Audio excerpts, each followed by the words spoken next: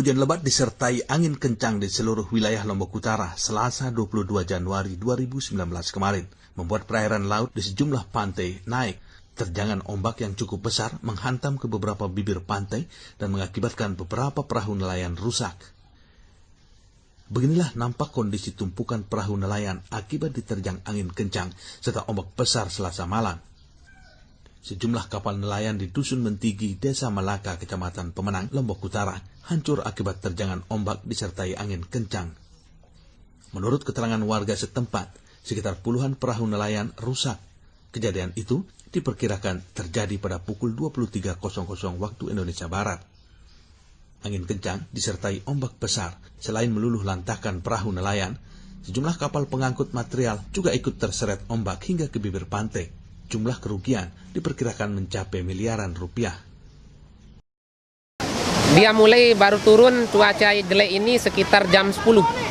Iya, 10 malam. Tapi sudah puncak-puncaknya itu dari jam setengah 11 sampai jam 3. Kalau korban jiwa tidak ada. Karena masyarakat ataupun yang punya speedboat tidak berani untuk menyelamatkan karena deburan ombak sampai bibir pantai sangat besar sekali. Tidak hanya di daerah Kecamatan Pemenang, di wilayah perairan pantai Kecamatan Tanjung, tepatnya di Dusun Teluk Dalam Keren, Desa Medana, Kecamatan Tanjung, puluhan perahu nelayan juga rusak akibat terjangan ombak yang cukup besar. Menurut keterangan warga, ombak sempat naik dari bibir pantai hingga ke rumah warga. Warga setempat malam itu sempat mengungsi ke tempat aman untuk menghindari sewaktu-waktu air lebih besar akan naik. Ada sebagian yang mengungsi karena khawatir air laut itu naik, makanya sebagian ada yang mengungsi. Gimana sampai gimana nih? Apanya? Airnya gimana?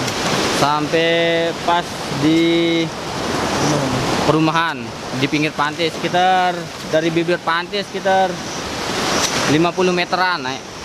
Hingga Rabu pagi 23 Januari 2019, pihak Badan Penanggulangan Bencana Daerah Lombok Utara belum ada konfirmasi terkait adanya korban jiwa. Namun terlihat sejumlah warga setempat hanya bisa meratap karena melihat alat pencari nafkah mereka hancur.